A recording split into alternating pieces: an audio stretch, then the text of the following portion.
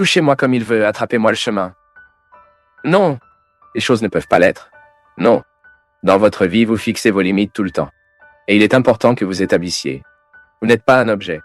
Si vous tombez au milieu d'une foule et que cette foule sent le droit de vous mettre la main sur vous tout le temps, non. Il y a une limite qui doit être respectée. La relation d'objet se produit dans toutes les dimensions de la vie. Au fur et à mesure que vous allez à la banque, par exemple, vous risquez d'être considéré comme un objet. Si vous êtes mal assisté, si vous vous regardez comme si vous étiez un de plus, un siège d'auto à l'intérieur. Et ne vous souciez pas de vos besoins. Dans les établissements publics, nous risquons tout le temps d'être considérés comme des objets.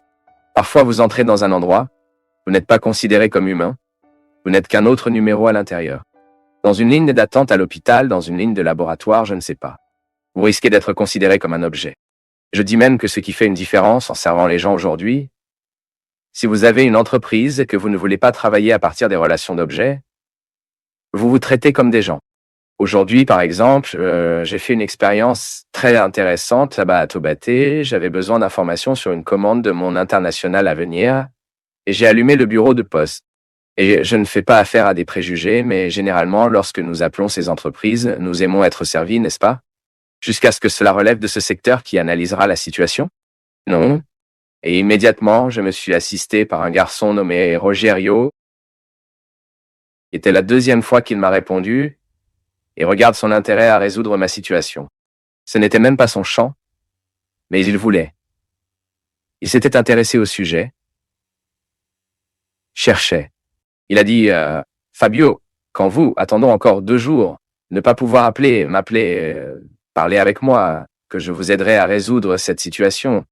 Ce qui s'est réellement passé, mon peuple, c'est que ce garçon, dans l'exercice de sa profession, m'a traité comme des gens. Parce que nous sommes battus plusieurs fois, comme cette dame le disait. Ce n'est pas seulement par des attitudes, des gestes violents, non. Parfois, je néglige les informations, je suis violent avec l'autre. Au moment où je ne dis pas à l'autre ce que je sais ou ce que je ne fais pas pour l'autre, ce que je peux faire, je suis violent avec l'autre. Et j'ai beaucoup pensé à ces derniers jours, à quel point il est difficile de croire en Dieu en période de tragédie. Peut-être que vous essayez aussi dans votre cœur. Quand nous voyons tout cela si triste qui se passe dans le monde commence au début de l'année. Quand nous avons vu tant de gens qui veulent s'amuser, vouloir passer une bonne année, être enterrés, vivre les problèmes de l'inondation, et maintenant, cette semaine, il est naturel que notre cœur se demande. N'en avez pas peur. Il est naturel que nous pensons, mon Dieu. Où est le Seigneur en ce moment? Comment pouvons-nous continuer à croire en Dieu, même dans des moments aussi tragiques? Comment pouvons-nous équilibrer notre foi en Dieu, notre confiance, en voyant des images aussi terribles? Comment est-il possible de croire la miséricorde de Dieu, la bonté divine, d'avoir à suivre les nouvelles ces derniers jours? Mon peuple, j'ose dire que nous ne trouverons pas toujours les réponses que nous voulons, et que le grand défi à ce moment est précisément en nous de constater qu'avoir aucune réponse est déjà une expérience de foi. Parce que si nous avions la certitude de tout, nous n'aurions pas à avoir la foi. Je me souviens que dans de nombreux moments de ma vie, quand je voulais des choses, ma mère m'a calmé en disant comme ça: soyez assurés que plus tard je le fais. Le cœur de mon enfant, qui voulait tellement l'événement, avait besoin d'adapter à cette phrase. Soyez assurés que plus tard je le fais, puis j'achète, puis je vous donne. Et je faisais confiance à la parole de ma mère. Et parce que j'avais confiance, j'ai pu vivre ce temps d'attente. La confiance naît comme ça, au moment où quelqu'un a autorité sur nous. Je crois en la parole de cette personne. Cette semaine, je parlais à une personne et elle me disait qu'elle n'a aucun problème avec son enfant, qui est petit, car chaque fois qu'elle quittera la maison, pour cela, généralement les enfants pleurent beaucoup, droite. Non, ce n'est pas... Elle a dit, c'est parce que je ne lui ai jamais menti, père. Chaque fois que je disais aujourd'hui, maman ne pourra pas retourner déjeuner, je ne suis pas allé. Je ne lui ai jamais dit, maman déjeunera avec toi aujourd'hui et je ne suis pas allé. Puis il croit ce que je dis et fait confiance à ma parole. La relation de confiance entre le fils du fils et le cœur de la mère est la certitude que la mère n'échouera pas. Et nous, notre expérience avec Dieu passe par la même manière. Mais qu'en est-il? Je suis sûr, peu importe sa taille, et en plus de notre foi en Dieu, il est naturel qu'au moment de la tragédie, nous sommes fermés et continuons à penser. Où étiez-vous à ce moment? N'avez-vous pas manqué de faire votre part? Le Seigneur a-t-il cessé de protéger? Le Seigneur a-t-il cessé de nous regarder à ce moment-là? Mais alors, nous devons être justes. Nous devons faire rapport à cette certitude que la vie suit un cours de liberté et que la tragédie d'aujourd'hui a été progressivement construite par l'incompétence humaine, l'irresponsabilité humaine, et que Dieu ne peut pas intervenir dans le processus de notre liberté. Nous sommes ceux qui construisent de manière inappropriée. Nous sommes ceux qui occupent les espaces qui sont des rivières. Nous sommes ceux qui détournent les rivières. Nous rétrécissons leurs voies. Nous cimentons tout, empêchant la terre d'avoir capacité que la pluie a de l'espace à absorber. Ainsi, lorsque la tragédie se produit, nous oublions la responsabilité humaine et voulons juger toute la culpabilité et la responsabilité de Dieu. Nous sommes injustes et nous voulons forger une réponse que nous n'avons pas encore. J'ai écrit cette semaine un journal d'Orio où j'écris dans le journal Oodia « J'ai confiance en divine providence. Je fais confiance à la protection de Dieu, mais je regarde les deux côtés de la rue avant de le traverser. C'est une façon intéressante de m'occuper de ma vie et d'établir un pacte avec Dieu. Le Seigneur prend soin de moi et j'aide à m'en occuper aussi. Il est temps, mon peuple. Nous commençons à préparer la vie d'une manière différente, de manière responsable. Chaque fois que nous jetons des ordures dans la rivière, chaque fois que nous jetons des ordures dans la rue, la prochaine fois, cette poubelle obstruera un peu de trou d'homme. Cette poubelle empêchera un peu de passage d'eau. Il est certain que les autorités publiques doivent également prendre soin des choses qui sont importantes. Mais nous ne pouvons pas renoncer à notre rôle dans cette responsabilité. C'est la vie humaine étant un espace où Dieu agit à travers notre bon sens, par notre conscience. On a tellement parlé dans le monde aujourd'hui, à droite. Mon ami Célia, qu'est-ce que la consommation éthique? Ce n'est pas vous de vivre des restrictions, mais c'est avant d'acheter, avant de le faire. Avant d'acheter, vous pensez 2, 3 fois si vous en avez vraiment besoin. Nous vivons à une époque où nous jetons les choses très facilement. Parfois, je suis impressionné par la quantité de déchets que les sociétés modernes produisent chaque jour. Vous achèterez un sandwich, il se trouve dans un immense emballage, plein de plastique, plein de papier, et cela, la durée, l'utilité de cette boîte, ne donne parfois pas 40 secondes. C'est une consommation éthique. C'est à ce moment que vous constatez que vous pouvez vivre avec un peu moins et que vous vivrez bien de la même manière. Que lorsque vous ouvrez le robinet à partir de votre évier pour brosser la dent, il est conscient du votre pièce se rapproche lorsque vous vous brossez les dents. Si vous avez des fuites à l'intérieur, vous devez chercher à résoudre ce problème afin de ne pas gaspiller l'eau dont la planète a besoin. Il est possible de construire aujourd'hui avec un peu plus de conscience écologique la réutilisation de l'eau, non? Cherchez de nouvelles façons de consommer cette eau avec un peu plus de conscience. Mon peuple, les tragédies qui se produisent souvent dans le monde sont le résultat de nos incompétences. Nous avons eu cette réunion regrettable à Copenhague, où ils voulaient discuter des destinations du monde. C'est notre survie, c'est la survie de votre enfant, qui passe par les décisions de nos dirigeants. En diminuant les émissions de gaz qui détruisent la couche d'ozone, qui augmentent le réchauffement climatique, qui annulent les glaciers, et que cette eau inonde nos villes, vient avancer sur nos villes, dans nos rues. Parce que si nous n'incarnons pas le christianisme dans ces décisions importantes de notre vie quotidienne, si nous ne commençons pas à gérer nos décisions d'une réflexion morale, éthique, le monde perd la qualité. Mon peuple. Jésus doit aussi entrer dans nos vies comme ça, nous empêchant de jeter des ordures au mauvais endroit. Jésus doit entrer dans nos vies nous aidant à recycler les ordures. Nous avons dit tant de fois ici pour recycler le cœur du cœur, non? Tous les recyclages sont importants. Tout comme je recycle la bouteille de soda que quelqu'un a utilisée à l'intérieur de ma maison. Je dois également recycler mes émotions. Je dois également recycler ma foi à ce moment-là, quand tout semble désespérément perdu, dans lequel vous n'avez pas de réponse à beaucoup de choses, dans lesquelles votre cœur doute l'existence de Dieu à cause de tant de tragédies. Il est temps de recycler. Il est temps de donner à la vie une nouvelle opportunité. Chaque fois que nous avons un manque de respect dans les relations que nous établissons, nous devons prendre le poste en premier, c'est-à-dire pour assumer le rôle. Lorsque nous sommes sans respect, c'est parce que nous autorisons en quelque sorte le manque de respect. Je dis toujours cela, et je suis très clair pour cela. Pour moi, c'est très réel, et je le vois beaucoup dans la pratique.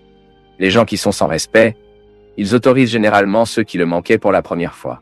C'est une règle de vie. Si une personne crie avec vous une fois et que vous ne dites rien à propos de son cri, si vous ne dites pas ce cri vous dérange vraiment et vous ne voulez pas qu'elle continue de crier, il est possible qu'elle crie toute sa vie. Et pourquoi n'avez-vous jamais dit? Parce que vous ne lui avez jamais révélé que ce cri la dérangeait, il est donc possible qu'elle continue de crier toute sa vie. Autrement dit, vous n'avez pas pris la position au bon moment. Vous devrez donc prendre le reste de votre vie. Car elle a identifié cela avec vous. Elle peut crier quand elle le souhaite. Quand une personne vous gifle, en particulier dans la relation mari et femme, et que vous acceptez cette gifle, et que vous ne mettez pas cet homme à sa place, vous autorisez que ce mari devient un agresseur. Et le signaler souvent est la meilleure façon de vous aider. Vous ne pouvez pas transmettre cette violence seule et silencieuse. Car chaque fois que vous cachez votre agresseur, vous lui donnez des pouvoirs complets pour continuer à vous attaquer. Et ces relations marquées par l'agression sont des relations que nous appelons nos objectifs. Qu'est-ce qu'une relation d'objet? C'est là que je suis devant quelqu'un que je vois comme un objet. Un objet que je peux faire ce que je veux avec lui. Il n'a aucune réaction. Je peux obtenir cette chaise et la casser. Je peux pleuvoir là-bas. Je peux crier avec elle. Et cela ne changera pas ce qu'est cette chaise, car c'est un objet. Maintenant, à partir du moment où je traite cette personne comme s'il s'agissait d'un objet, c'est avec un manque de respect total pour lui, je suis donc déshumanisant la relation. Une relation déshumanisée est une relation qui provoquera beaucoup de souffrance dans qui est à l'intérieur, car nous ne voulons pas être déshumanisés. Mais je le répète, pour le moment, il y a le premier geste de déshumanisation. Si nous ne réagissons pas contre ce geste, il est possible que nous allions de plus en plus. Et vous le savez, dans la pratique, il commence à penser à votre vie, combien de personnes vous ont déjà agressé avec des mots. Et ils sont une agression constante à plusieurs reprises. Fille qui hurle avec sa mère, c'est si courant, n'est-ce pas? Fils qui agresse sa mère, un jour cette mère a perdu l'autorité sur lui. Et l'autorité ne crie pas, voyez? L'autorité est de lui dire calmement. Vous ne crierez pas avec moi parce que je suis ta mère et je mérite le respect. Et vous démontrerez à travers vos attitudes que s'il continue de crier avec vous, il passera par un processus de correction qui vous sera très douloureux. Parce que si vous ne contournez pas cette situation, ce n'est pas cette histoire. Est-ce un petit qui tord le concombre? Il n'y avait rien de tel. Et la vérité. Si vous ne mettez pas l'enfant au bon endroit, elle vous envoie bientôt. La relation d'objet entre le père et la fille est très courante. Il y a beaucoup d'enfants, de gens, qui sont, regardez, 2, 3 ans. Angel face. Mais ils agissent déjà terribles. Ils sont déjà diaboliques dans leurs attitudes. Est-ce que tu sais pourquoi? Parce qu'ils créent en eux un esprit d'autorité qui se déclenchera un jour et même au risque de violence physique contre les parents. Nous devons donc mettre la lumière tout le temps sur les relations que nous établissons. Ne traitons-nous pas non plus l'autre comme un objet? N'autorisons-nous pas les attaquants? Ne leur donnons-nous pas la possibilité de faire avec nous ce qu'ils comprennent bien? Il est très courant dans le monde d'aujourd'hui de permettre l'agression à un jour il change. Non, ça ne changera pas. Si nous ne signalons pas de changer, cela ne changera pas. Je reviens à ce que je confesse de ma vie une fois de plus. Il sait quel est le grand risque que je cours en tant que personne? C'est le fait que j'ai peu d'espace dans la vie. D'avoir des commentaires des gens pour montrer mes erreurs, montrer mes défauts, montrer ce qui doit être modifié en moi. Pour une raison très simple. Parfois, ma structure de vie ne me permet pas cela. Parfois, mes relations sont si rapides, mes rencontres sont si transitoires que je n'ai pas une personne qui, en fait, Père Fabio est arrivé. Ce n'est pas vrai. À ce moment-là, je vous ai dit que j'avais la désaffection. À droite, que j'ai entendu cette personne. Une personne avec une grande affection m'a dit, une personne qui participe à ma vie. Méfiez-vous de ce que vous faites avec vous. Parce qu'à un moment vient, les gars, que tout comme je peux faire beaucoup de gens, je peux beaucoup faire une personne. Tout dépend de ce que j'autorise. Et souvent, cette rétroaction est absolument nécessaire pour que nous ne devenions pas l'objet les uns des autres. Dieu m'interdit d'être l'objet de l'autre. Et nous allons toujours courir ce risque. Quel est-tu l'objet de l'autre? C'est quand il ne voit en vous que la satisfaction d'une nécessité. Chaque fois que nous ressentons l'objet de l'autre ou qu'il met votre main quand il veut, qu'il vous embrasse comme il le veut, non. Le corps est une limite qui doit être respectée. Je ne suis pas un objet pour un autre.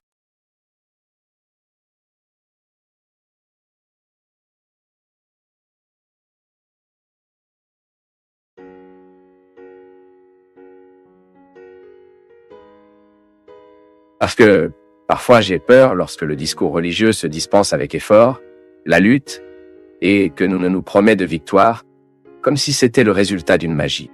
Priez et Dieu vous fait gagner. Non, priez, faites sa part, que la victoire viendra. Nous ne pouvons jamais admettre qu'un discours religieux est fait à partir d'une expérience qui nous retire la responsabilité de faire notre part. Et nous savons que parfois, le discours est fait même avec la bonne volonté, mais cela ne correspond pas à la vérité humaine. C'est pourquoi le discours religieux doit toujours être équilibré entre le ciel et la terre. Dieu nous fait-il atteindre la victoire? Oui. Pour cela, il nous a fait. Mais nous devons supprimer cette victoire, souvent de ce contexte glamour. Cette victoire est en sueur, et gagnée avec un combat quotidien. Et il est bon que nous gardions toujours à l'esprit que toute l'action est de Dieu, ce qui nous précède.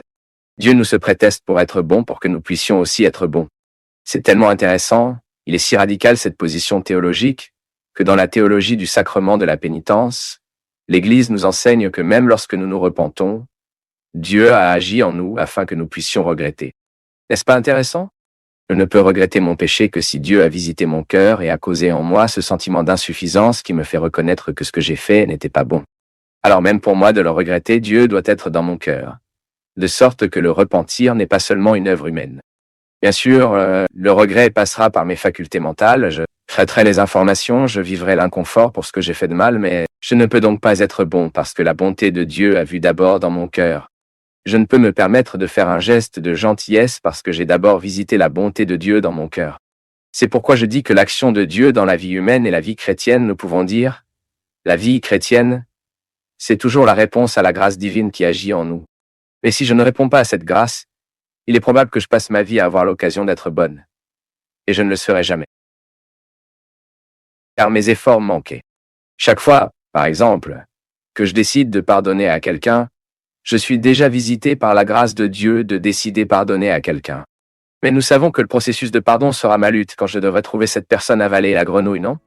De cette chose désagréable qui nous donne souvent envie d'arriver et de dire déjà une désaffection et d'être déjà des disques avec cette personne, ce que nous avons parfois ce besoin. C'est incroyable de voir comment nous exerçons notre mal avec les gens sans s'en rendre compte, parfois. Vous pouvez observer que parfois vous êtes mauvais avec un autre sans réaliser que vous êtes. C'est un processus inconscient qui nous fait souvent emmener l'autre à Christ, comme nous commençons généralement à le dire, et à juger sur lui à propos de cette personne, de tous nos maux, de toutes nos frustrations, de tous nos déséquilibres. C'est horrible ça. Mais ensuite, notre conscience arrive et nous décidons que nous vivrons mieux, que nous n'avons pas le droit de crucifier nos péchés. Alors Dieu commence à agir en nous, et que nous allons comme si nous mettons sur la table toutes les pièces qui constituent notre complétude. Alors Dieu veut que je victorieux. Dieu veut que vous victorieux. Oui, nous le croyons. Mais si nous n'assumons pas la responsabilité qui nous convient quotidiennement, il est probable que le désir de Dieu n'atteigne pas notre chair, il ne se matérialise pas en nous. Il ne sert à rien. Dieu veut que je sois heureux, que vous êtes heureux. Dieu veut que nous vivions bien. Mais si nous ne faisons pas notre part dans cette histoire, nous ne pourrons jamais atteindre le résultat de ce que Dieu voulait pour nous. C'est le beau refrain de la chanson Que je peux, de ma chère amie Selina Borges. Je vais poursuivre tout ce que Dieu a choisi pour moi. Je persisterai, et même dans les marques de cette douleur. Ce matin, nous avons entendu le témoignage de Patricia, dans le programme que nous avions ici à Canson Nova, pour aider le projet d'Em Almas à fermer la campagne ce mois-ci. Pourquoi Patricia a-t-elle surmonté la douleur de perdre une fille si tragiquement? Pourquoi Patricia n'a-t-il pas accepté le chemin facile de l'antidépresseur qui l'aliène? Parce qu'à ce moment-là, elle a été visitée par la puissance de Dieu, mais elle a décidé d'agir. En disant « Je ne prends pas le stupéfiant pour me faire oublier la mort de ma fille ». Qu'a-t-elle décidé de faire? Rouler les manches, pleurer la douleur tous les jours, et aller faire quelque chose pour ceux qui en avaient encore besoin. Organiser le deuil de manière chrétienne. Je ne dis pas que vous ne pouvez pas prendre votre médicament si c'est vraiment nécessaire. Ce que je dis, c'est que plusieurs fois, car nous ne voulons pas faire face à la douleur, parce que nous ne voulons pas faire face à la réalité, nous engourdissons dans cette illusion que le médicament pourra nous guérir. Non, mon peuple. Ce n'est pas comme ça. Lorsque Dieu est présent dans nos cœurs, nous voyons la vie telle qu'elle est qu'elle. Nous voyons les faits, les tragédies, les difficultés, et nous nous mettons face à tout cela. La douleur est humaine. La douleur est humaine et aussi absurde que possible. Nous pouvons le gérer. Comment réaliser la douleur? Pleurer dans la bonne façon, soutenu par les gens qui nous aiment, qui nous aident à faire face à ce moment de difficulté. Ce moment sombre et terrible. Comment organisons-nous le deuil? Il fait face quotidiennement. Pleure la douleur de chaque jour. Nous ne permettons pas que la vie soit paralysée, mais que nous commençons progressivement à faire le mouvement naturel qui nous référera au contexte de l'harmonie. Pour que nous puissions harmoniser nos cœurs, parfois j'ai peur. Car ces jours-ci, nous entrons dans un état d'esprit où la souffrance ne peut pas faire partie de la vie. Comme si la souffrance était malheureuse, non? Nous pourrions bien souffrir et être heureux. Est-ce contradictoire? Mais la parole de Jésus nous enseigne que cette contradiction est qu'elle nous met dans le plomb de la vie. Il est possible d'être blessé par la vie, et pourtant nous sommes heureux. Comme ce n'est pas le bonheur que nous sommes souvent habitués à penser. Le bonheur du sourire, le bonheur de la fête. Non, mais cette satisfaction que vous vivez de la bonne façon. Parce que, finalement, mon peuple, si vous serrez le concept de bonheur, ce qui reste, vous savez que vous êtes qui vous devriez être, que vous vivez comme vous devriez vivre, que vous êtes en paix avec vous. C'est ce qui nous rend heureux. C'est ainsi que vous souffrez d'un processus de perte. J'ai suivi il y a quelque temps une fille qui avait besoin de quitter le lien maladif avec son petit ami. Ils étaient déjà arrivés à la conclusion que la datation ne faisait que blesser, qu'il ne se blesse que. Et plus elle en essayait, plus elle s'est blessée. Et il vivant aussi un processus extrêmement nocif pour lui-même, une relation qui n'avait plus d'amour, qui n'avait que de la dépendance. C'est triste. Et au moment où elle parle, père, mais il est si difficile de rester loin de lui alors qu'il me fait tellement mal.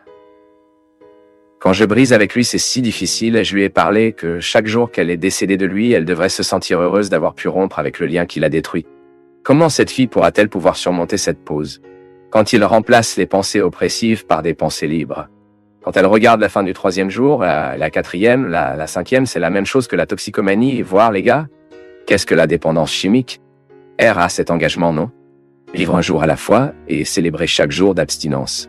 Et ainsi, cette fille ne sera en mesure de se libérer du processus nocif que la relation représente dans sa vie le jour où elle interprète le retrait comme un moyen de bénéficier. C'est ainsi que nous organisons le chagrin. Maintenant, si elle a peur de l'absence, ce qui est mauvais mais en même temps guérir, elle ne pourra jamais se libérer. Et parfois même, la distance est nécessaire pour que, peut-être revienne, mais revient d'une manière plus mature, plus harmonieuse et plus responsable. Ce n'est pas un problème. La datation était faite pour être terminée. Ce n'est pas un problème pour briser une rencontre à la fin. Vous réévaluez la façon dont vous traitez l'autre. Comment l'autre signifie pour vous. Et de cette absence, vous établissez une nouvelle façon d'être avec lui. Puis de retour. Et le retour fait de la datation de la qualité. Mais quand ils sont tous là, dans les bouts d'autodestruction, c'est difficile. Il n'y a pas de deuil. Le deuil n'est pas organisé. Le chagrin est prolongé et non organisé. Dans nos vies, c'est comme ça.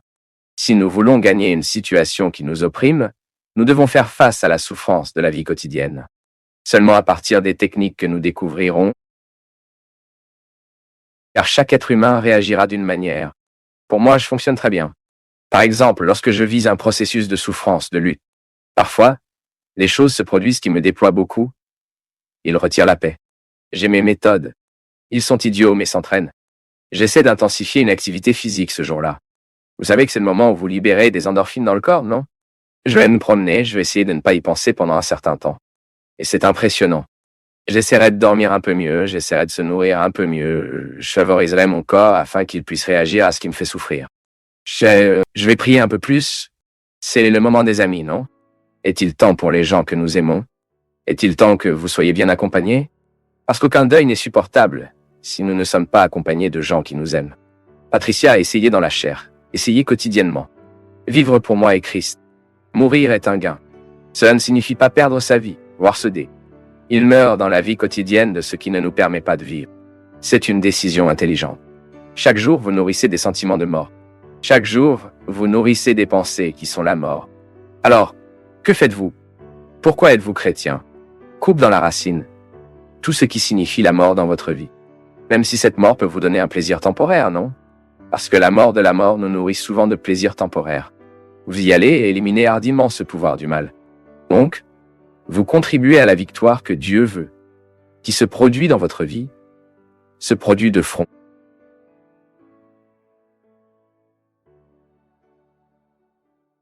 Si tu es resté jusqu'à la fin, si tu as pris le temps d'écouter, cela te distingue déjà de la majorité. Like, commente d'où tu nous regardes et jette un œil au lien dans la description. Tu trouveras sûrement d'autres contenus qui poursuivent cette conversation avec toi. Merci, une grande accolade et à la prochaine.